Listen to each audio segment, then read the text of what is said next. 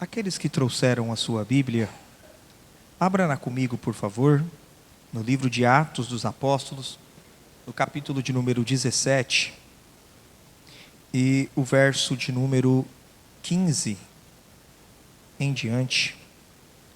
Atos dos Apóstolos, capítulo de número 17, e o versículo de número 15 em diante.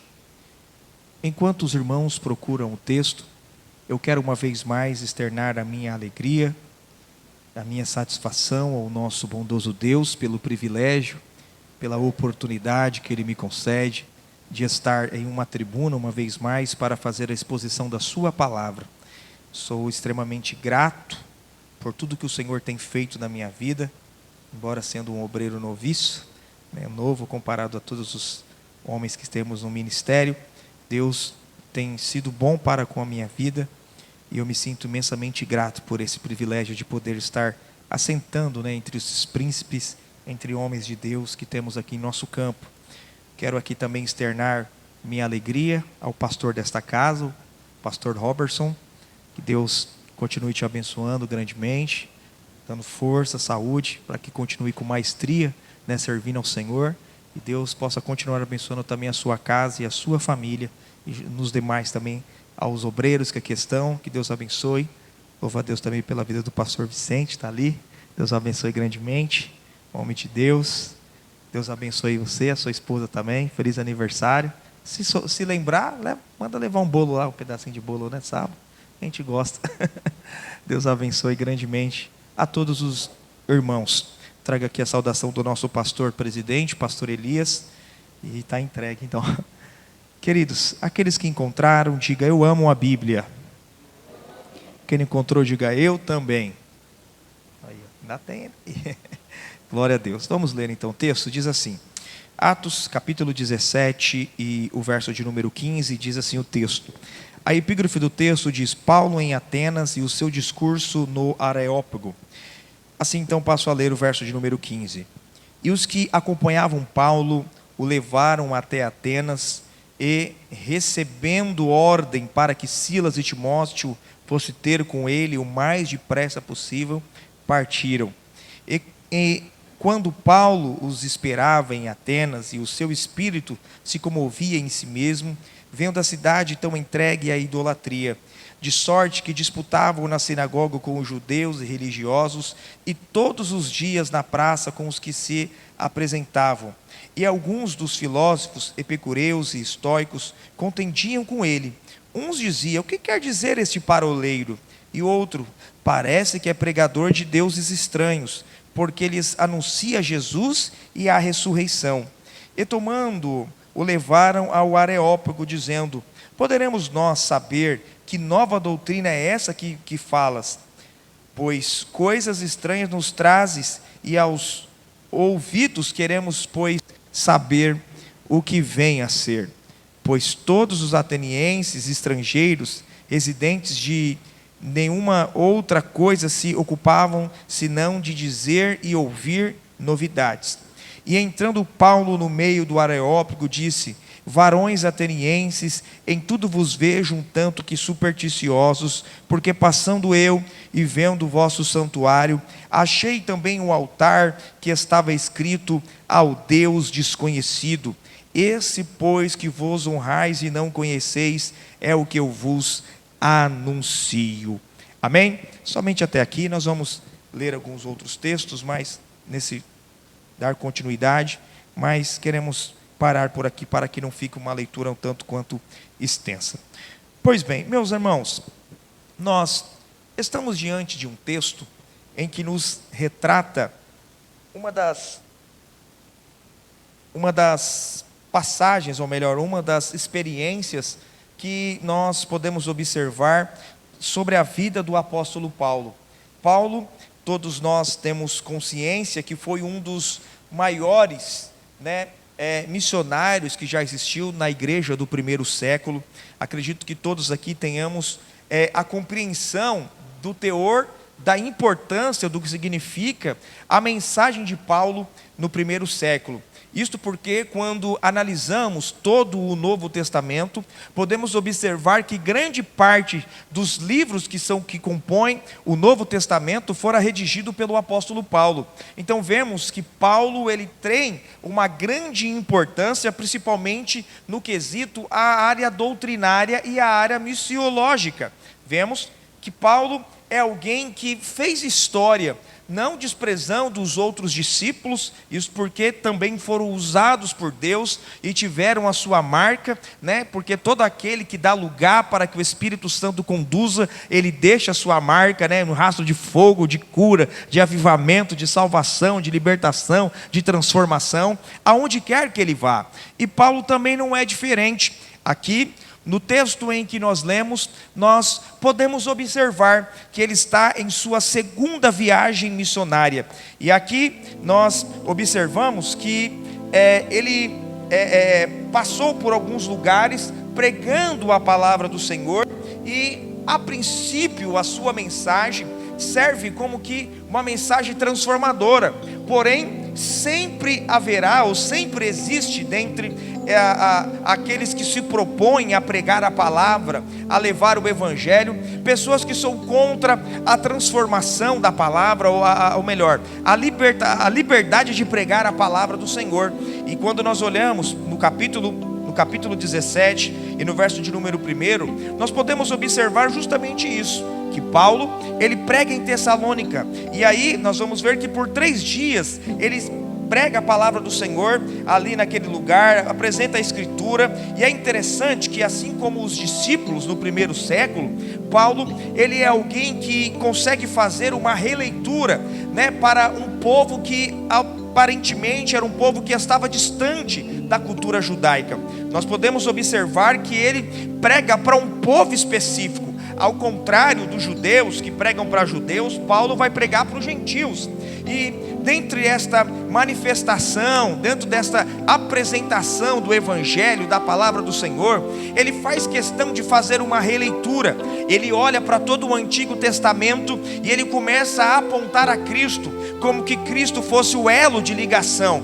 Em Cristo, todas as profecias que foram preditas pelos profetas foram concretizados. Em Cristo é o cumprimento, e a partir dali a nova aliança é formada. Paulo então faz questão de anunciar, Paulo então faz questão de apresentar. Porém, como nós vamos ver que em Tessalônica alguns ouvem, mas alguém fica com inveja, alguém fica olhando para esse comportamento. Diz o texto que fica nervoso, né?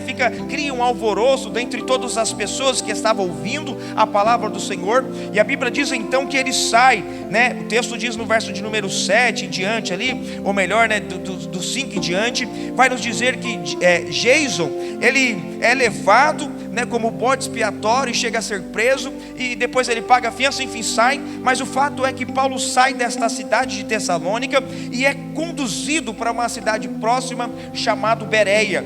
Esta cidade, ao contrário dos ouvintes anteriores, foi uma cidade que aceita a palavra do Senhor. Ele ouve todos os ensinamentos, todas as instruções sobre Cristo, sobre a ressurreição.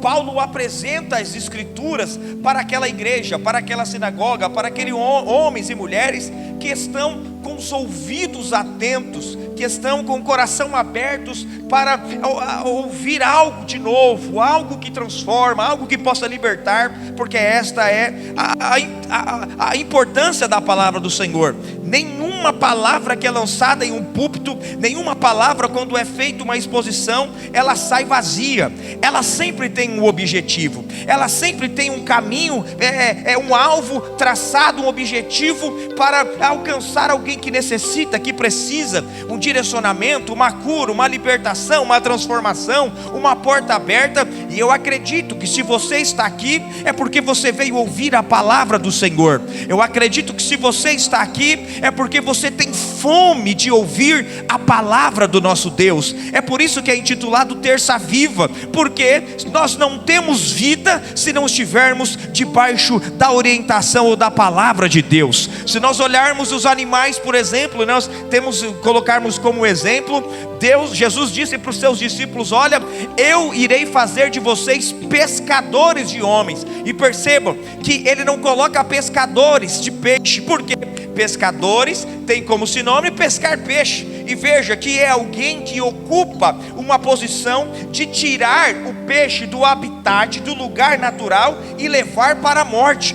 Jesus não. Jesus, ele chama estes homens para ser pescadores de homens, para que tirem do ambiente hostil, do ambiente de morte, do ambiente aonde não tem vida, e leve para Ele, que é o autor e consumador da vida. Jesus, Ele é a vida. Jesus é o alimento que eu e você precisamos. Jesus é o único que pode entrar aonde os médicos não podem. Jesus é o único que pode conhecer você de fato, quem você é dentro na sua essência. É por isso que você está aqui. Eu creio que você está aqui porque você está desejoso de cada dia conhecer mais o Senhor, de ter um relacionamento verdadeiro com Deus, de experimentar as maravilhosas, inefáveis experiências que é vinda dos altos céus. E o Senhor, Ele pode proporcionar isso para você nesta noite. O Senhor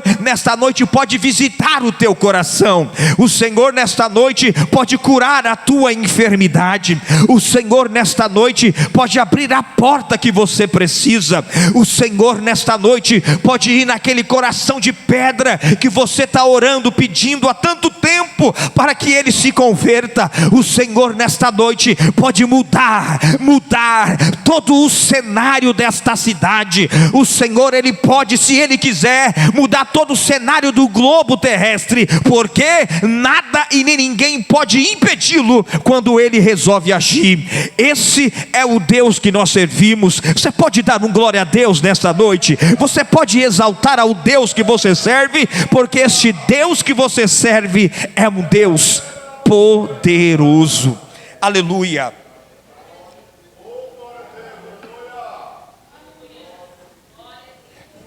Mas quando olhamos para esse texto, nós podemos observar que ele sai então da cidade de Bereia e fica em um lugar em Atenas. No texto em que nós lemos, nós podemos ver que Paulo sai só da cidade correndo, e Silas e Timóteo fica na cidade de Bereia. E dentro deste inteirinho há um diálogo, uma conversa. Não me pergunte para mim como, mas a notícia chega entre Silas e Timóteo para que eles possam ter com ele lá em Atenas. E Paulo, alguém que é apaixonado em pregar, alguém que é apaixonado pela missão, alguém que é apaixonado em ver uma transformação, uma mudança, alguém que gosta de falar de Deus, e eu falo que é um crente, um verdadeiro crente, porque a gente pode ver que existem dois tipos de crente. Você sabia disso, irmão?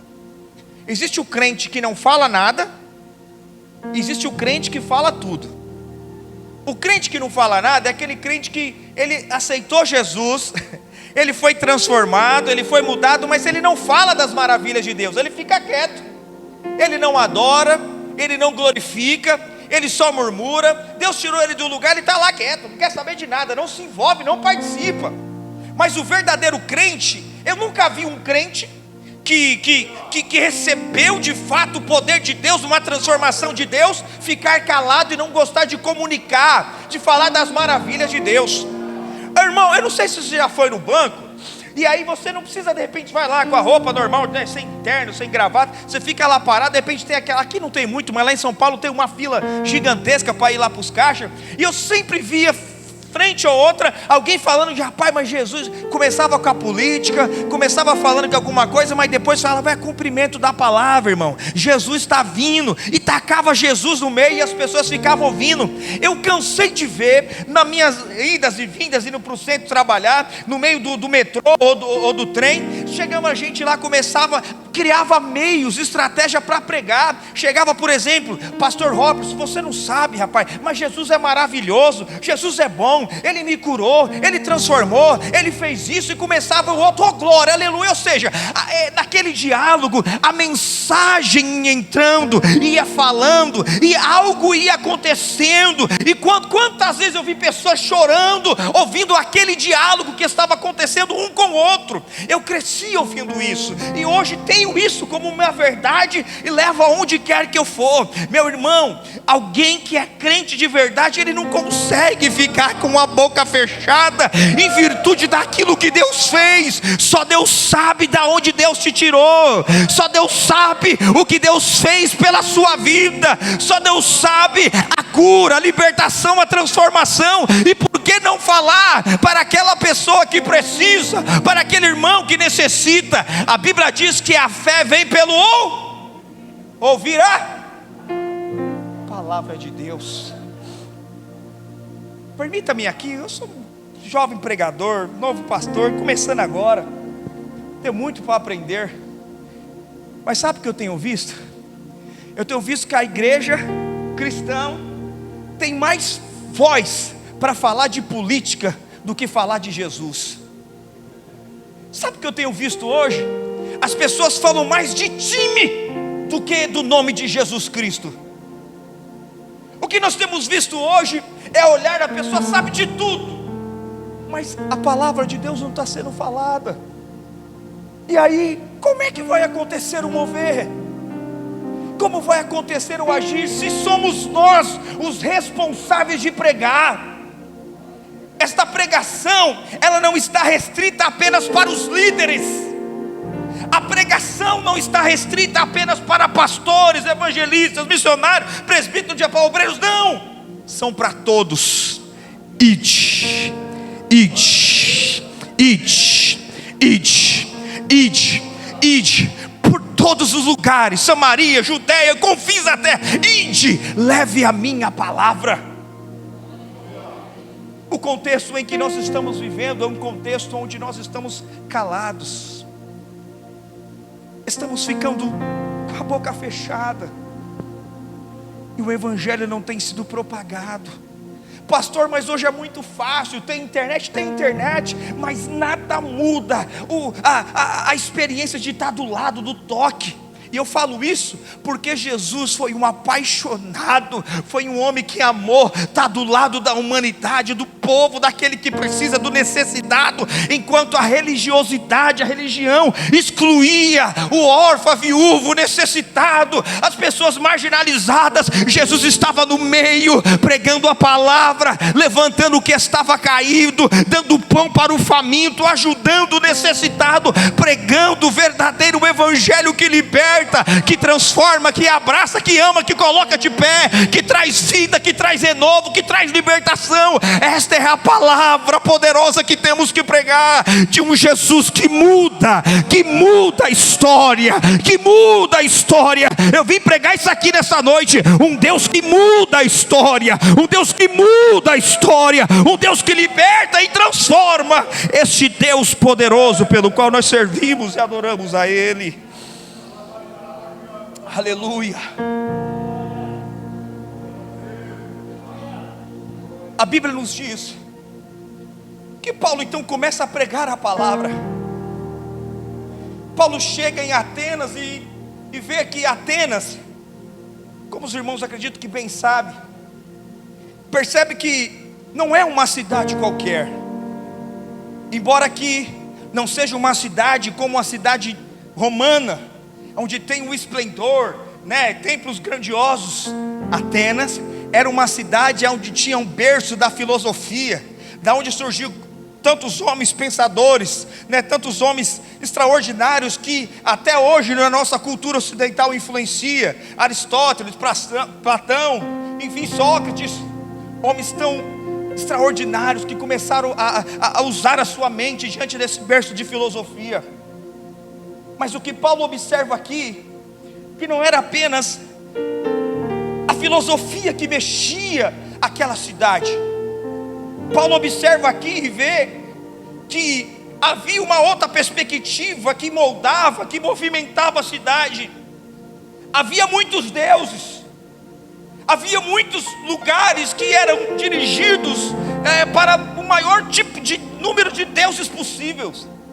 Há alguns comentaristas que chegam a dizer que tinham cerca de 30 mil deuses instaurados por aquele lugar. Havia vários altares que estavam sendo levantados para adorar aquela imensidão de deuses, os panteões gregos, romanos e tantos outros tipos de coisas que tinham. A perspectiva de quem era grego ou quem estava naquele lugar era uma perspectiva de analisar e trazer para mais perto tudo que era de novo, tudo que trazia influência, tudo que poderia agregar para alguma coisa, eles traziam para perto. Eles passavam um dia discutindo, conversando, falando, revelando, trazendo ideias dos mundos cosmos, porque a mitologia greco-romana, a mitologia que imperava naquele lugar, era uma mitologia cósmica, era uma mitologia que os deuses ainda tomavam conta. Eles estavam saindo dessa transição, mas acreditavam no fogo, na água, enfim, estava saindo dessa transição. E dentro deste contexto, Paulo olha para aquilo e o seu coração olha para aquilo e ele não aceita aquilo, de ver esse tipo de comportamento acontecendo diante daquela situação. E quando olho, ele começa então a procurar um templo, uma sinagoga, que começa a conversar, e ali o discurso começa a acontecer. E de repente Paulo, ele se depara com duas classes de filósofos que estavam naquele contexto. No verso de número 18 diz: os filósofos epicureus e os estoicos. Cada um tinha um tipo de filosofia, um tipo de compreensão, cada um tinha um modo de vida totalmente diferente. Os estoicos entendiam que a sua vida, eles acreditavam e defendiam, consistia simplesmente no prazer. Eles entendiam a vida apenas como aquilo que tem que se viver no agora. Vivamos o agora porque não tem um amanhã. Eu não posso acreditar no amanhã porque o amanhã não me pertence. Então eu devo viver o presente e viver tudo aquilo que possa me satisfazer. Lembra aquela frase: comamos e bebamos porque amanhã morreremos? É no sentido de dizer que amanhã não tem um sentido, eu não tenho que ficar preocupado, vamos viver agora, o negócio é agora. O interessante é satisfazer os nossos desejos, as nossas vontades. Perceba que esse tipo de filosofia não está diferente do tempo em que nós estamos vivendo. Parece que eu vejo a contemporaneidade, parece que eu vejo esse tipo de filosofia no momento em que nós estamos. Olhamos para a televisão, olhamos para um filme, olhamos para o celular. Hoje na rede social é tudo isso. As pessoas tendem a trazer esse tipo de mensagem. Tiram Jesus e colocam prazeres carnais, tiram Jesus e colocam objetos. Olha para a roupa, olha para casa, olha para carro, olha para a mulher, olha para isso, e tiram Deus. Viva isso, viva o que seu coração diz, viva o que seu coração deseja, viva o que seus pensamentos quer. Não precisa ter fidelidade com palavra, com igreja, com homem, com mulher. Hoje você pode fazer o que você quiser, não se preocupe com o amanhã. Quantas pessoas que têm vivido diante desta filosofia, diante dessa primazia, diante desse entendimento, e se esquece que a Bíblia diz que um dia, grandes ou pequenos, altos ou baixos, comparecerão diante do tribunal do Senhor. Um dia todos nós teremos que estar debaixo de um grande trono e bater continência e apresentar o que nós fazemos. Mas não bastante, nós podemos ver também o outro tipo de pessoa. E eles tinham essa percepção que a vida era o que era e não podia mudar. Os estoicos acreditavam que a vida é o que é. Não adianta você procurar uma mudança. Não existe transformação. Não existe libertação. Não existe. Se você está diante de uma situação como você nasceu, diante de desgraça, de maldição, não tem como você ter transformação. Aceita. Continua. É o que é. E veja que Paulo, ele fica indignado vendo o tipo de filosofia que está regendo aquele mundo. está regendo aquela época.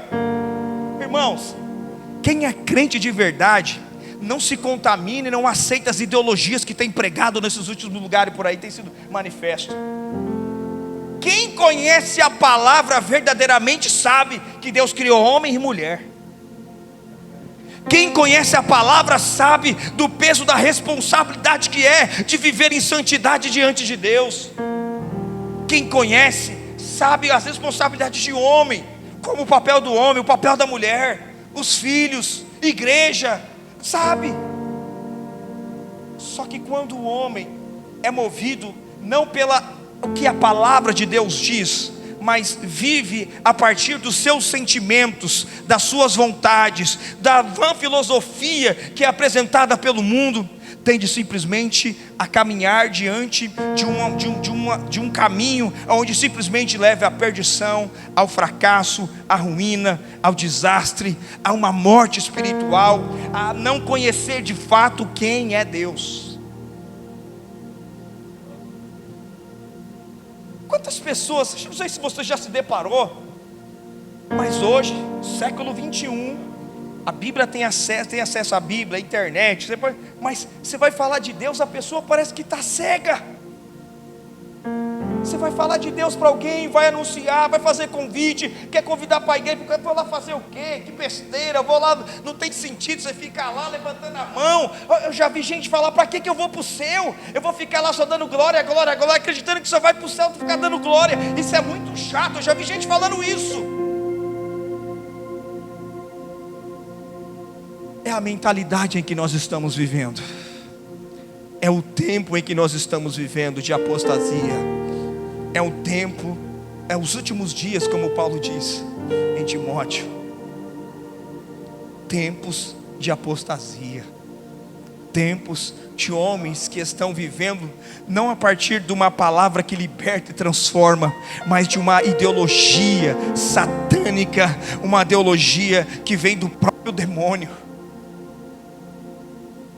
E Deus nesta noite nos traz a refletir sobre este texto, nos faz a pensar exatamente a maneira como nós estamos, porque é possível ficar perdido dentro da casa, sabia?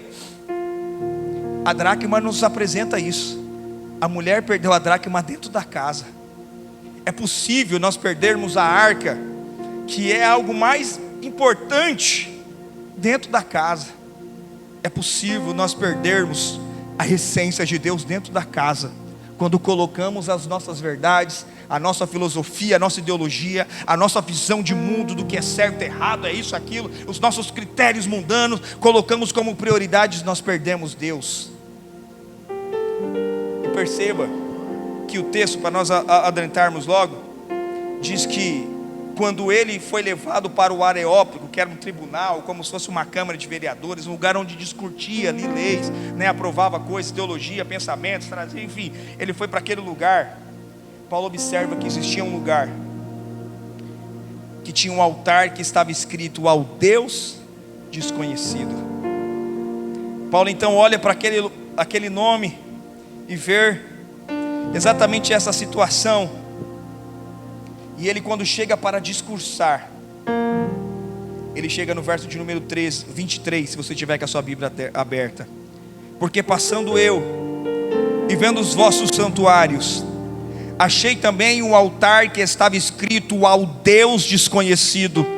Esse, pois, que vos honrais e não conhecendo, é o que eu vos anuncio. Perceba, meu amado irmão, que o Deus que nós servimos é um Deus que faz questão de se revelar. O Deus que nós servimos, Ele não quis se esconder para a humanidade, pelo contrário, Ele fez questão de se revelar. Ele fez questão de demonstrar o seu poder para todos os lados que você possa olhar. Quem é capaz de criar uma planta e deixar com ele com esses mínimos detalhes? Quem é capaz de criar uma árvore, uma sementinha tão pequena e de repente proporcionar que ela fique tão grande, de uma situação imensa? Quem é capaz de fazer um vento? Quem é capaz de criar a água? Quem é capaz de criar o sol, a lua, as estrelas? Nenhum homem pode. Deus deixou como que o seu DNA impresso em cada criatura. Olhe para a sua mão, você verá que o seu DNA é totalmente diferente as marcas digitais aqui, ó, é totalmente diferente da pessoa que está do seu lado. Estamos caminhando aí para quase 8 bilhões de habitantes. Nenhum ser humano tem a digital igual. É a marca de Deus, para mostrar a diferenciação. Nesse texto, nós podemos observar que Deus fez questão de se apresentar para um povo que era aberto para a religião, só que um povo que não tinha critérios morais, espirituais, valores de encontrar de fato o único Deus. Eles adoravam pelo prazer, não adoravam, não buscavam o Deus pelo que Ele era. Eles buscavam simplesmente o que satisfazia o seu corpo, suas vontades, os seus anseios. Queridos, quantas pessoas que vêm para a igreja só para buscar, não para adorar a Deus? Você já veio naquela situação? Não sei se você já veio. Eu vou abrir meu coração. Já aconteceu de dias eu ir para a igreja e aquele dia eu falar: Deus, eu estou só pela misericórdia, eu não aguento, Senhor, eu estou quebrado, está difícil, sinto peso, tá numa situação angustiante. E eu começo a falar: mas obrigado. E você começa a adorar, e de repente acontece alguma coisa, você começa a sentir algo diferente, o coração começa a se alegrar. Não sei se você já aconteceu isso com você, mas várias vezes já aconteceu isso comigo, nas orações pela madrugada. Deus, eu não estou vendo a direção, eu não estou sentindo, cadê o Senhor? E de repente como que Ele chegava: meu filho, eu estou aqui do teu lado, eu estou ajudando, eu estou agindo, eu estou te fortalecendo, eu estou... irmão, eu não sei se já aconteceu isso com você, mas eu me lembro que quando eu estava no seminário, meu Deus, só misericórdia, quando eu lembro do seminário, é uma situação difícil, mas eu olhava no meio daquelas canaviais, passando no meio do ônibus, e de repente falava: foi eu que criei isso aí, ó, como provisão. Fica tranquilo que a provisão vai chegar, fica tranquilo que eu vou. E aí eu chegava no destino, ninguém nem me conhecia, e colocava às vezes um dinheiro, um envelope: ó, fica tranquilo, o Deus provedor cuida de... Várias vezes já aconteceu isso, e eu estou aqui pregando o que eu vivo. E eu digo para você, meu irmão, faz questão de se revelar para você. Terça Viva é isso, é um momento de revelação que Deus proporcionou para você nesta noite. Eu não sei se você veio aqui apático, anêmico, preocupado com o amanhã, mas Deus está dizendo: eu sou o Deus que posso mover a situação, eu sou o Deus que posso trazer a libertação, eu sou o Deus que posso curar, eu sou o Deus que posso agir, eu sou o Deus poderoso.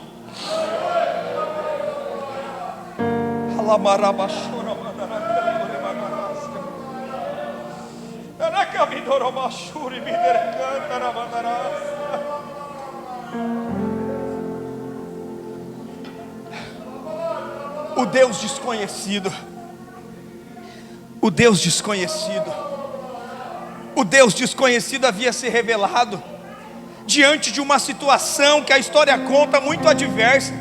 Uma grande praga havia adentrado na cidade de Atenas por volta do ano 600 a.C. E a história nos conta que eles adoraram vários deuses, apresentaram várias oferendas para vários deuses, porém aquela praga, aquela doença, aquela pandemia havia tomado conta e nada aconteceu. E de repente chamaram, um dos líderes daquela cidade, convidaram Epaminondas para ir para aquele lugar. E de repente ele, como alguém que estava justamente no lugar da filosofia do entendimento, ele teve uma revelação. Qual foi a revelação? Se porventura todos os deuses que estão aqui já foram apresentados, então existe alguém, existe um ser que é superior de todos esses deuses que nós estamos servindo. Vamos fazer fazer um altar para esse Deus, vamos levantar uma oferenda e vamos apresentar. Sabe o que aconteceu? Quando levantaram as oferendas, quando levantaram, né, as oferendas para esse Deus, para o nosso Deus, a Bíblia diz que aquela enfermidade foi sanando, e aí todo mundo começou a ficar espantado vendo a ação, o poder de Deus, porque o Deus é poderoso, irmãos. O nosso Deus é poderoso. Quando Ele chega para mudar, Ele chega para mudar.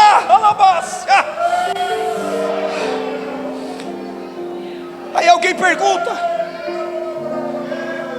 Menezes, como é que nós vamos adorar o Deus que nós não conhecemos? Como é que nós vamos adorar esse Deus aí? Existe um Deus superior. Coloca então ao Deus desconhecido. É esse Deus que Paulo começa a chegar e fala: eu vou começar por aqui. Se é desconhecido para alguém, é conhecido para mim. Eu conheço Ele, eu vi Ele quando eu estava indo para Damasco. Ele se manifestou, Ele amou o mundo de tal maneira que enviou seu Filho para morrer na cruz do Calvário por mim, por todos que são pecadores. É Ele, esse Deus é poderoso, eu conheço Ele. O único que é capaz de mudar o cenário e a vida, o único que é capaz de mudar a circunstância, é esse Deus, o Criador dos céus e da terra, o Criador dos céus e da terra. É esse Deus que eu quero anunciar.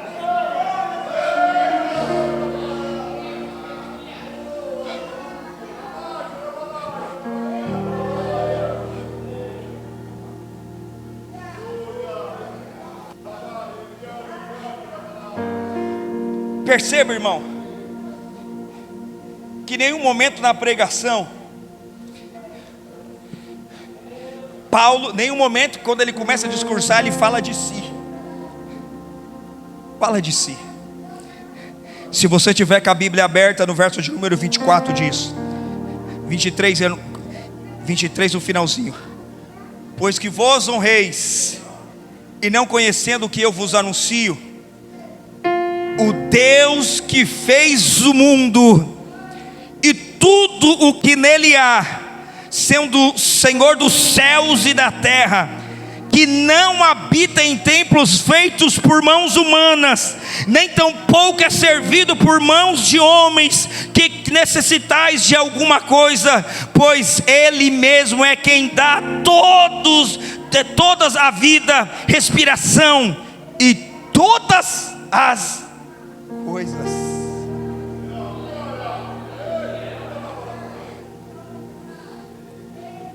Paulo fala: vocês adoraram o Deus desconhecido, mas vocês não continuaram nesse processo de revelação.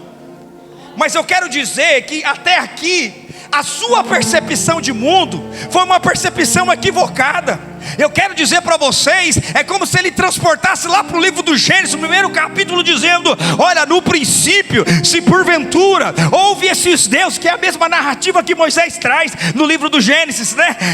Se porventura houve esses deuses que vocês aí acreditam, existiu um Deus maior, um Deus poderoso, que domesticou todas as coisas, que criou o cosmos para todas as coisas, que criou o propósito para todas as coisas, que deu vida para o homem, para a mulher, para os animais, para tudo que existe. É esse Deus que eu prego para vocês.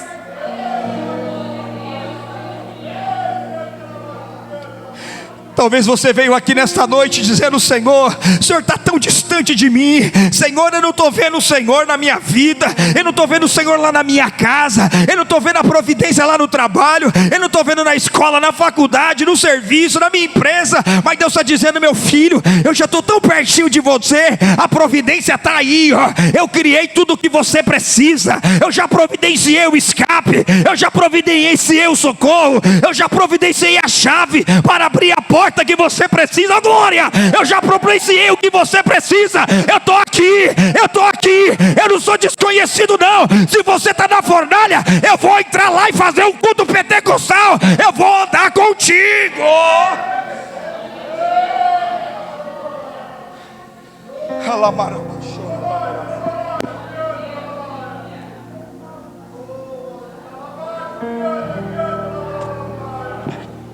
Esse é é o Deus que nós servimos.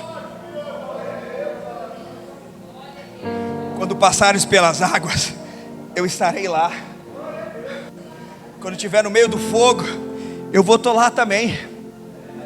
Quando estiver no meio das tempestades da vida, se eu não estiver no barco, você vai me clamar, eu vou em direção a você.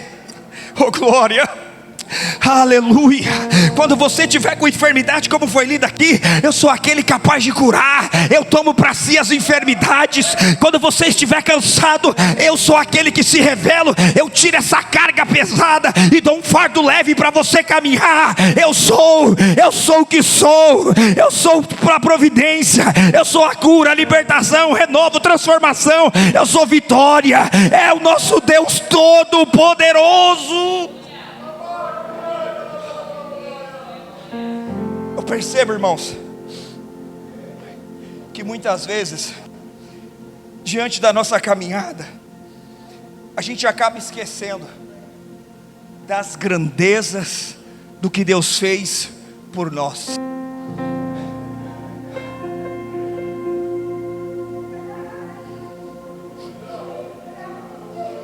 Você lembra?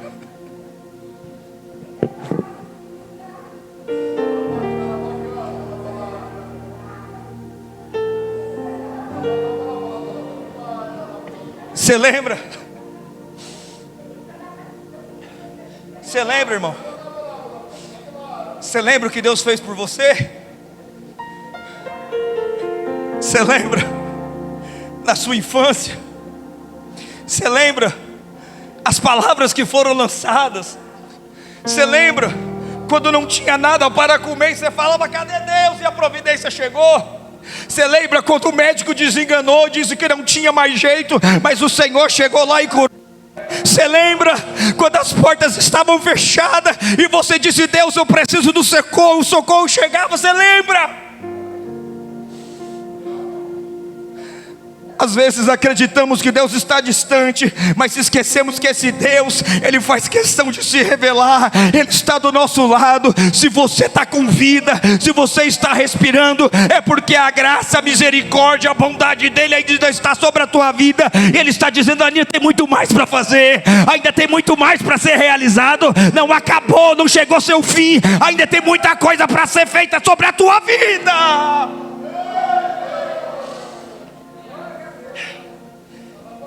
Esse Deus se revelou e mostrou que é um Deus criador e provedor. No livro do Gênesis, aleluia, os primeiros capítulos, se você for ver, curioso, se você for alguém curioso, você pode ler que Ele faz questão de se revelar como um Deus criador, como um Deus todo-poderoso. Primeiro livro do Gênesis, no primeiro capítulo, você vai ver: e disse Deus, e disse Deus, e disse Deus, e disse Deus, e disse Deus, e disse Deus, e fez Deus, e Deus, e Deus, só a palavra Deus.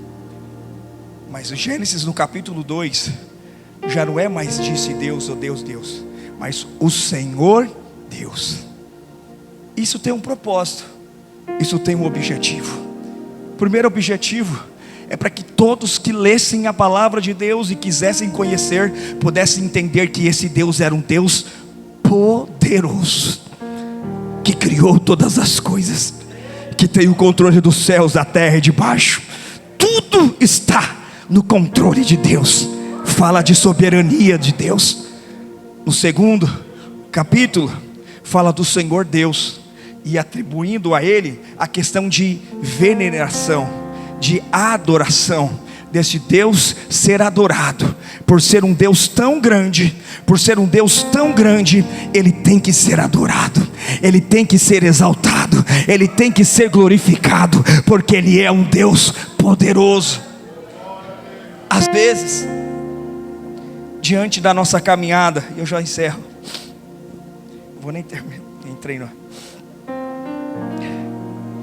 a gente chega a viver diante dessa perspectiva de se esquecer, irmão. A gente olha para a realidade, olha para o pastor, olha para o dirigente, a regente, olha para o porteiro, olha para a casa e olha e fica ali, ó, acreditando que culto tem a ver com homens só. Culto tem a ver só com essa superficialidade. culto tem a ver só com uma coisa humana, que não é só isso não, irmãos. Aqui é o lugar de ligação entre o espiritual e o terreno. Aqui é o lugar onde você tem que entregar para quem de fato tem que ser adorado, quem é digno de todo louvor, de toda adoração. E às vezes, por a nossa realidade talvez ser uma realidade limitada, por sermos humanos, né? E temos essa condição pecadora dentro de nós, a gente tende a olhar exatamente para essa situação limitante, acreditar que só a situação que nós estamos vivendo é o que molda o nosso mundo, em nosso redor, em nossa volta, em nossa casa. Mas eu quero dizer, encorajar você a dizer: nem tudo que você sente significa que é uma verdade absoluta. Às vezes, irmão, já aconteceu com você? De você de repente acreditar que alguém tem alguma coisa com você. Vamos usar isso. Vamos usar um exemplo. O pastor Robson tem alguma coisa comigo. Ele me deu o Pai do Senhor e tal, não sei o que. Não vou mais para a igreja. Um exemplo, tá? Estou falando que está acontecendo. Mas, eu vou parar. Aquela emoção foi uma coisa que criou dentro de mim. Às vezes nem é. Às vezes ele está preocupado com uma conta, tem que ir na casa de alguém, fazer uma visita, acontecer isso, aquilo outro. Mas ele não falou comigo, eu estou bravo. Só que no outro dia, o pastor Rob chegou: meu irmão, Pai do Senhor, dá aquele abraço, como você é especial e tal. Aí você olha e fala: nossa, eu pensei uma coisa, olha, me senti totalmente diferente. Já aconteceu isso? Já aconteceu? Ou seja, nem tudo que eu sinto significa que é uma verdade absoluta. Mas Deus é diferente. Deus é, continuará sendo, e será para toda a eternidade. Ele é digno de toda adoração. Ele não muda. Ele permanece para todo sempre. E tem mais: Ele é o único que vela pela sua palavra.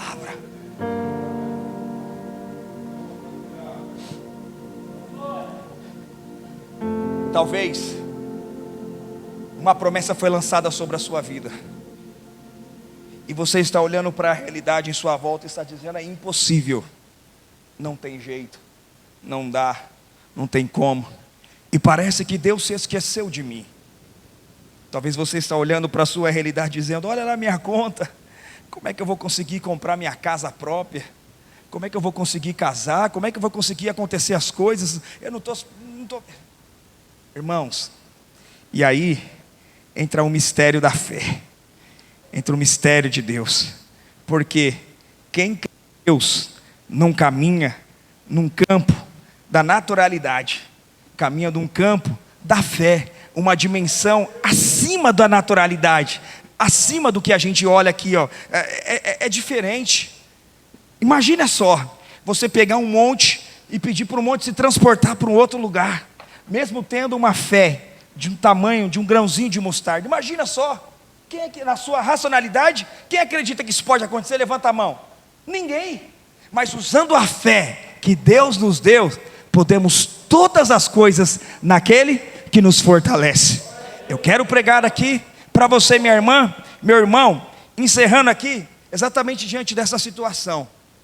Deus te deu poder, graça, autoridade para coisas extraordinárias acontecer sobre a sua vida e em volta das pessoas que lhe rodeiam.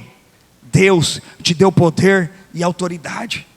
Só que muitas vezes a situação nos rouba essa percepção.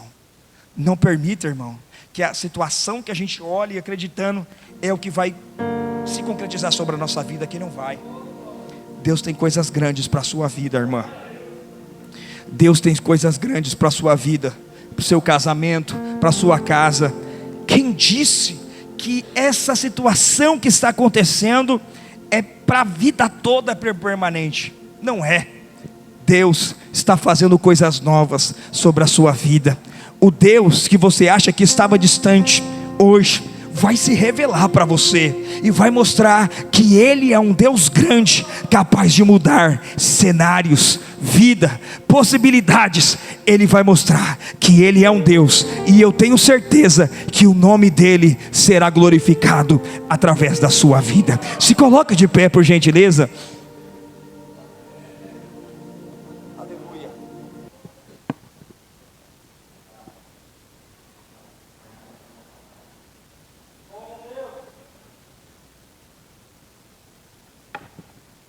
Meu irmão, minha irmã, esse passado aqui é procedência maligna. O que Deus colocou no meu coração aqui foi apresentado. Mas você que creu nessa palavra, eu queria convidar você para que pudesse vir aqui na frente. Eu não sei a situação, a circunstância que você está, mas sei que Deus é poderoso para mudar o cenário da sua vida. Eu quero convidar você, vem aqui para frente.